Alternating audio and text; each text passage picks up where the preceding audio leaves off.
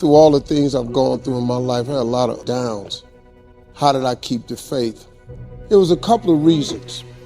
Number one, I know from living that if you quit whatever you're trying to accomplish, if you quit, whatever you were trying to accomplish can never happen. There's not even a remote possibility. If you quit, there is no chance of it popping back up again, coming back later. Quitting is guaranteed failure. Now, when you're trying, you're going to fail. But quitting, just stopping, that was the number one thing I understood.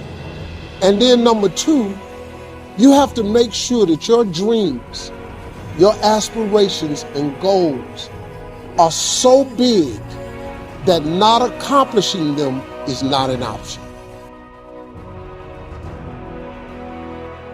And then the other layer of it is you're probably going to have some suffering to get there or some sacrifice to get there. And so once you've embraced and decided that this suffering, this sacrifice you're making is an indicator of progress. It's an indicator of obsession. Suffering and sacrifice and hard work is an indication of progress towards our dreams.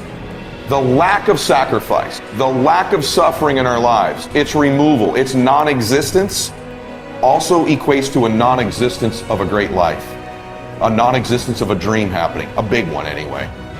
You have to want something so big that it wakes you up in the middle of the night. You have to want something so big that you think about it all the time. You have to want something so big that it drives you to wake up when you don't want to. It keeps you up at night when you long been sleepy. It makes you show up, do things you wouldn't normally do. It requires extra.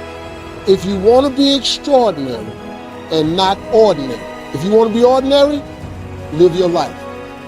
And so embrace the fact that you're going to have to sacrifice and suffer to some extent. Once you've embraced that it's going to happen, it's almost not that bad. It's kind of like those of you that are fit. You've sort of accepted that before you go to the gym and get there, you're going to have to suffer. And we go anyway. It becomes a habit. No one goes into a gym thinking, I'm not going to have to sacrifice or suffer. There'll be no discomfort or no pain.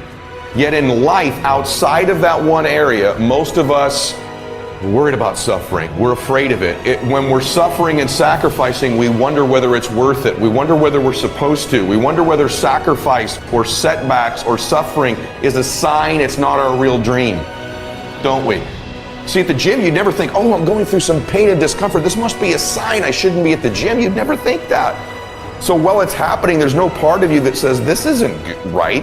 In fact, the indication of the pain and sacrifice and sweat, don't you feel better at the gym? You're like, wow, I really sacrificed today. I really suffered. So in that area, we all know to the extent we suffer and sacrifice is to the extent we grow.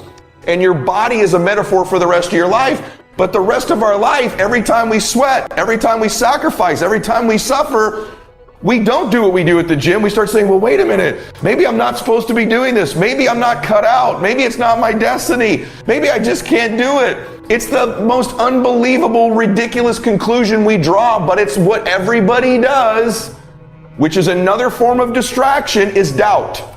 Another form of distraction is just doubt, and doubt comes from the suffer. It comes from a loss. It comes from fear. It comes from the sacrifice. And so just remember this, you're supposed to suffer and sacrifice. So let me ask you a question. What are you willing to risk in order to make your dream come true? Nothing ventured, nothing gained. You're going to take a risk. Maybe it's financial. Maybe it's a risk of time. Maybe it's a risk at your job. Maybe it's a risk of looking bad. Maybe it's a risk of failing, of falling on your face, of going broke, of going through pain, of going through anxiety. What are you willing to risk in order to win? The price you will pay for not making your dream come true is far greater than the one that you will pay to make it come true. You'll pay that one the rest of your life. And so ask yourself what you're willing to risk. What's the price you're willing to pay?